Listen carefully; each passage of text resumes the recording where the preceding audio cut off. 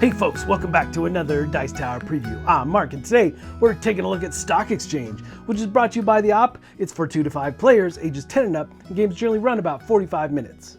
Enter a growing market. Welcome to the Community Hedge Fund, where you and your fellow players will take on the roles of gardeners, dedicated to growing flowers and profits. When the market crashes, the gardener with the most valuable stock portfolio wins. Garden shrewdly to grow your fortune.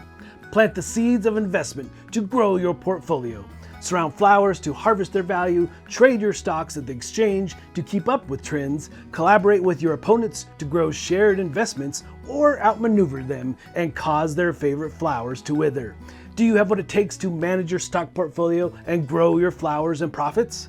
So this one has an interesting theme to it. You know, it is a stock exchange game. You're trying to grow your portfolio of your flowers behind your garden shed. And through the game, you might need to rethink your investments and dump flowers in order to get the ones that are rising in the stock value. Now, there's 2 different boards here. You have the gardening board where you'll be planting flowers and harvesting. And then you have the scoring area where you have stock tokens that will be gaining in value as you pull flowers or harvest them from the garden and put them in play on this board. And one of the ways the game can come to an end is when the flowers moving around the board reach or pass one of the stock tokens, then the game comes to an end. Also, if you empty the greenhouse bag, that's another way. But the thing about that top level stock, that top level flower, is that its value will be cut in half, rounded up by 1. So it is going to bust.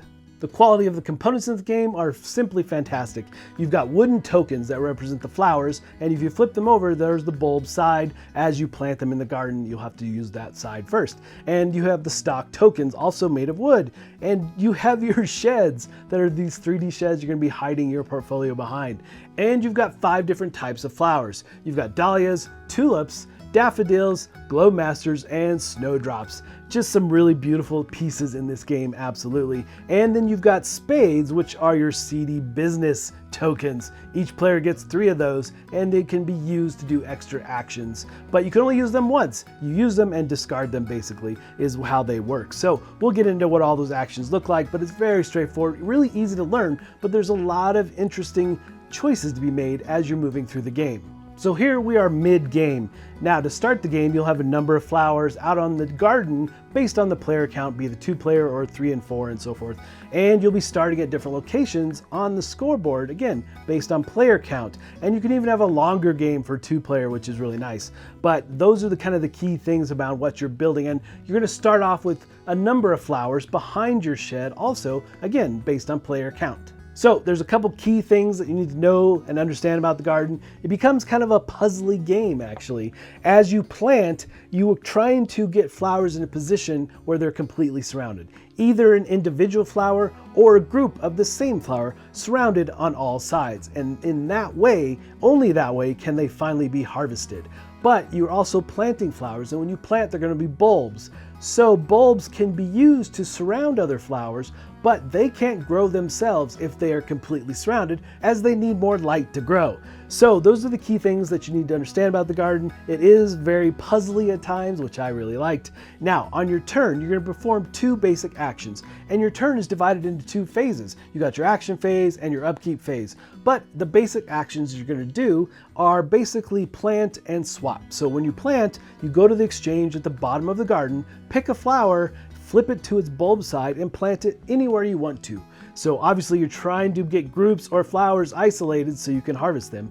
But if you're going to swap, maybe you don't like the flowers you have behind your shed, then you're going to have to swap them out, because as you move through the game, you'll start to see some trends about which flowers are growing in popularity and value. So you want to swap out from the exchange at the bottom, getting the right flowers so you can get the most points at the end of the game. And with those 2 basic actions, you can perform either one you want, and you can double up. So you can plant twice, or you could swap twice, however you want to mix up your actions. And then you have your seedy business tokens. So you could spend those to do extra actions. You could do an extra plant, you can do an extra swap, or you can spend one of those, flip it over, and flush the whole exchange at the bottom of the garden, removing all those flowers and putting them in the compost bag, and then drawing a new set and putting them out. Maybe you're just not happy with what is available at the bottom or in that exchange.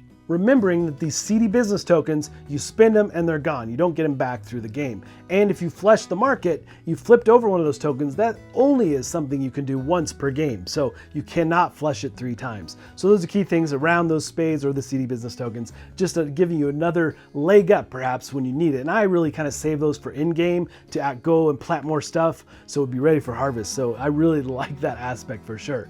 Now, in your second phase of your turn, it's the upkeep phase. And the first thing you're doing is you're looking for flowers that are completely surrounded, either single flowers again or a group of flowers.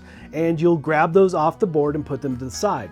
And then any flowers on the board that are bulbs will grow as long as they're not surrounded on all sides. So you'll grow all those flowers and then you'll update the market board. You'll take the flowers that you pulled from the garden and place them on the market board, marching ever closer to the stock tokens and the value of the flowers. And you'll update the value of the flowers based on how many of the flower tokens you put into play. And you move those up the track. Remembering, of course, the top valued flower will eventually bust when they meet on the other end.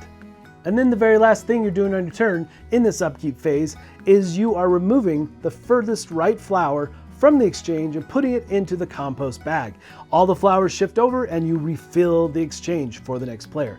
And those are the basics of play. Those are really everything you need to know in order to jump into this and get going. Now, obviously you'll play this way continually round after round until you reach the stock tokens and that top level flower busts. And then each player will reveal all the flowers from their portfolio and total points based on where the stock tokens are on the market board. So it's just that simple, and whoever has the most points is going to win the game and be the ultimate gardener. All right, folks, just a reminder once again, this has been a Dice Tower paid preview, and everything you've seen here is done and ready to go. If you want more information, go off to the Ops website and check it out.